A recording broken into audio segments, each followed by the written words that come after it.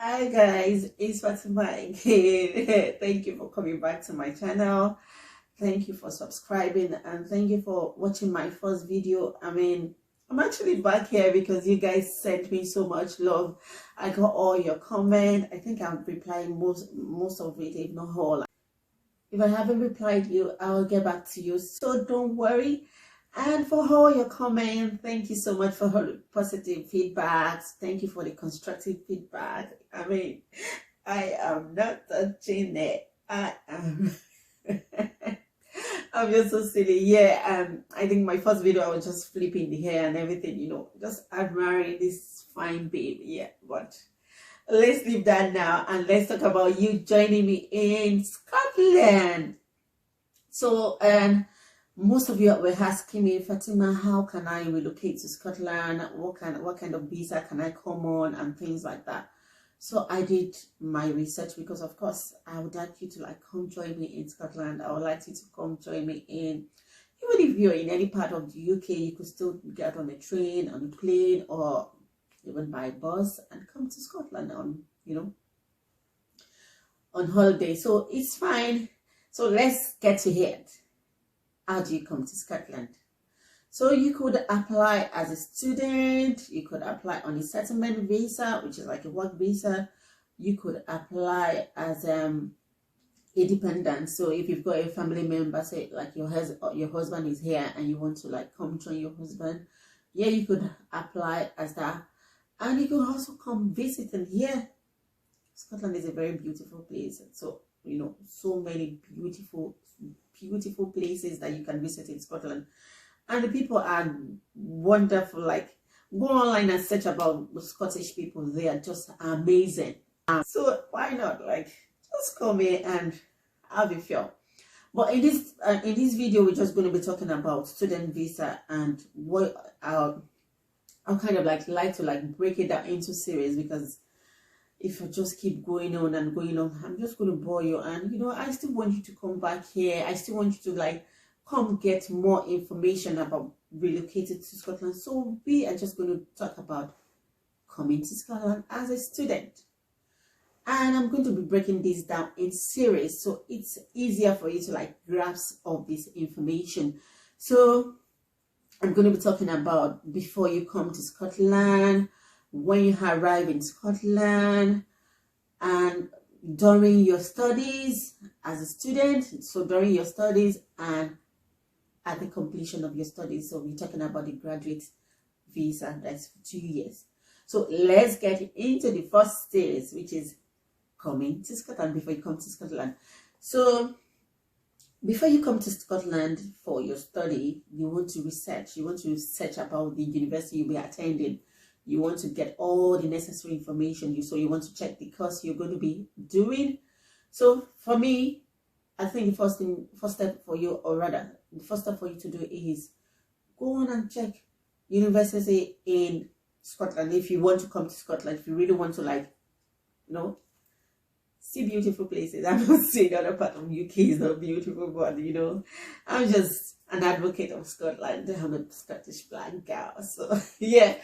So go online, search university in Scotland. Let it streamline it down. Let it stream it down to all the universities in Scotland. But then if you have preferences for where you want to come to Scotland, say you want to come to Edinburgh. Edinburgh is the capital of Scotland. So if you want to come to Edinburgh, you could just do universities in Edinburgh. Or maybe you've heard good things about Aberdeen. Aberdeen is a beautiful place too, and it's a small city. You could do universities in Aberdeen. So do that. And after doing that, just search for the course that they've got at the university. And it's very important that it's relatable or maybe similar to the course you've done during your undergraduate. Because I know most people come here for postgraduate studies. That's what I'm talking about, undergraduate. So most times it will be similar to what you've done during your undergraduate. But for some courses, it doesn't have to be similar. So it's based on the requirement, the university requirement. So I advise you to go to the university website, check the requirement.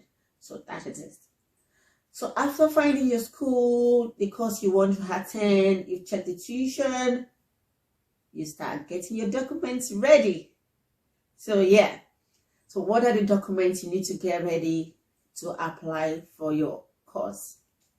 So I would say it's important you get your transcript.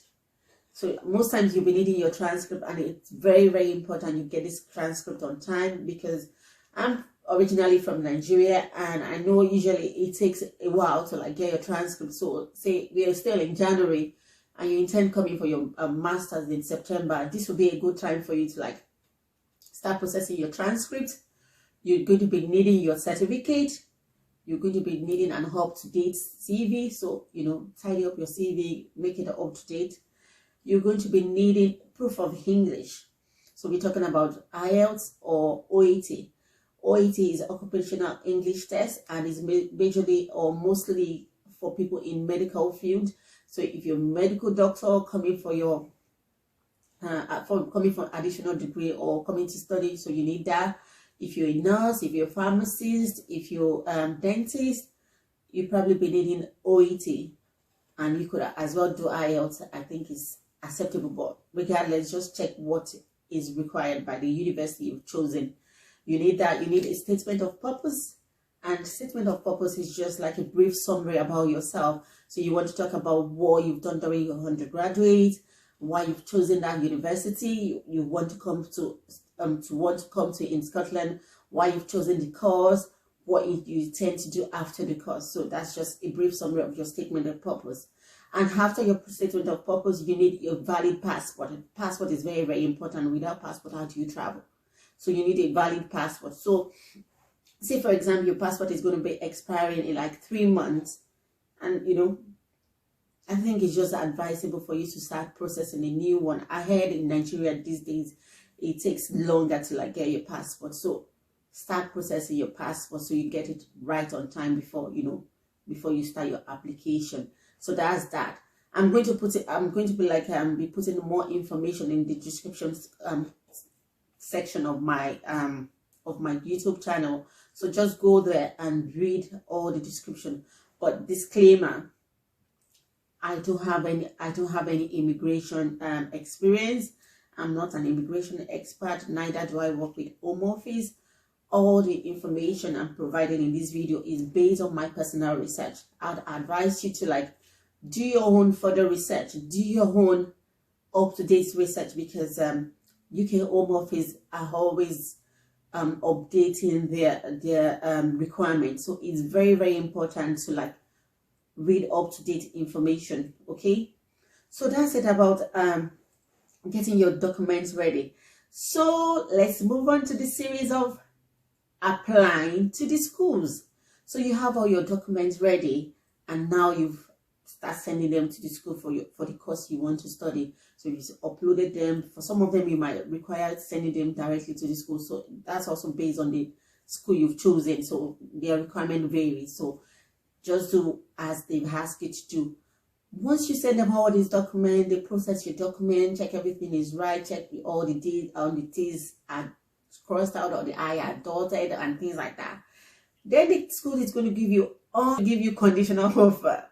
The conditional offer is like a condition. We're giving you this offer based on a certain condition. So if you meet this condition, then we'll proceed to give you unconditional offer. And in the conditional offer, you're going to be asked, I think most times you're going to be asked to pay a certain percentage of your tuition. It varies based on the university you've chosen, so you have to check this information too. And I think the information is going to be provided to you once you put in your application. So I'm just saying it varies. So some schools may ask you to like pay 20%, some schools may ask you to be like pay 30%, just based on what is required. So if you've paid the certain percentage they've asked you to pay for your tuition, so it's going to be part of your tuition, then you'll be provided unconditional offer. With the unconditional offer, you'll be given a CAS number, and CAS number is confirmation of acceptance for study. So that's you're going to be using to apply for your visa. So you need your unconditional offer, and you need the CAS number to apply for your visa. Okay, so let's go on to applying for the visa. So when you're applying for the visa, it's very, very important you go to the gov.uk to get all the up-to-date information. Yeah, I don't want you to 100% rely on. I'm not giving you any false information here. I'm just saying because all this information gets to be like updated from time to time, and I don't want the situation whereby you think, oh, Fatima told me to do this. No, I'm not telling you to do this. I am just telling you basic information you need to know just so you prepare yourself. You prepare yourself to like, come join me in Scotland. I can't wait to see some of you guys here. Yeah, so gov.uk is going to like tell you all the requirement. But the basic things you need to like know is that you have to have your funds in your account or your sponsor's account for 28 days. I would say minimum of 28 days. And the fund includes your tuition. Your tuition, that's excluding the percentage you've paid already to school. So say for example, for your course is £9,000 and you've paid 20% of £9,000 as part of deposit to the school. Now you're left with 80% of £9,000. The 80% of £9,000 has to be in your account for minimum of 28 days, okay? Aside that, you need maintenance fee. And maintenance fee depends on the location you've chosen to study. So for example, if you've chosen London is quite expensive. You're expected at this time, you're expected to have £1,334 per month, and you're going to multiply that by 9. So 1,334 times 9, you're expected to have that in your account, including 80% of your tuition. That's if you've paid 20% as deposit. That is if you're applying as an individual. Say you're applying for your family of 5, yourself, your wife, and 2 kids. Yeah. So that's family of 4. Yeah. Or maybe like 3 kids. That's just a family of 5. So in your account, you're expected to have, also assuming you've paid 20% of your tuition, you're expected to have 80% of your tuition in your account for minimum of 28 days. Your maintenance fee, if you're London, you're expected to have 1,334 times 9. If you're outside London, so you're coming to Scotland, you're coming to Edinburgh, you're expected to have 1,033, if I'm right. 1,000, I could be mixing up the figures, but I think it's 1,023 times 9 in your account.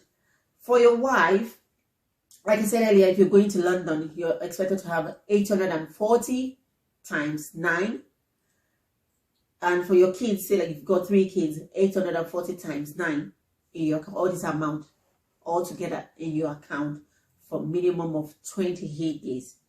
But if it's outside London, you're expected to have your dependents, yeah, your wife and your children are expected to have 690 times 9 each in your account for the minimum of 28 days. This information is based on my own research. Please go ahead and do further research on this. You want to get up-to-date information. I don't want this is just giving you like a rough idea of what you need to do so that you start planning, so that you start. I understand it's not so easy getting all the funds together. It's a lot. We're talking about a lot of money, but with proper planning, you can get it done. It's doable. So let's go get all this information. So I would advise, because the UK said it has to be for 28 days. And don't forget, you're going to provide this document to apply for your visa. But I think it's just advisable to like leave these funds in your account till you get your visa. I'm just saying this because for me, I'd like to play safe. I'd like to like leave it in till I get my, till I get my visa. Then I know, okay, I can move my funds around any which way you like it. But that's just me saying this. Don't take it to word. Do as is said in the UK Home Office requirement for your course. but that's just to, that's just to be on the safer side. So yeah, that's it. Don't forget to share this information with your friends. Don't forget to share with your neighbors. You never can know who you're helping. I'm just, this is what you've asked me to do. And I thought, okay, it's going to be helping someone. So why not just let's help somebody else? So don't forget to like, subscribe, give me thumbs up. And of course, I like to like hear back from you. How did this video go? I know I've tried to like, it's so funny. I've tried to like, make it as natural. This is me in real life. No, nothing. Yeah, oh, that's me touching the hair, but that's just me. And let me know how you think this video has gone. I'm awaiting your comments. Please don't forget to give me thumbs up. Don't forget to subscribe if you've not subscribed. And thank you. See you another time where we talk about when you arrive in UK. Bye.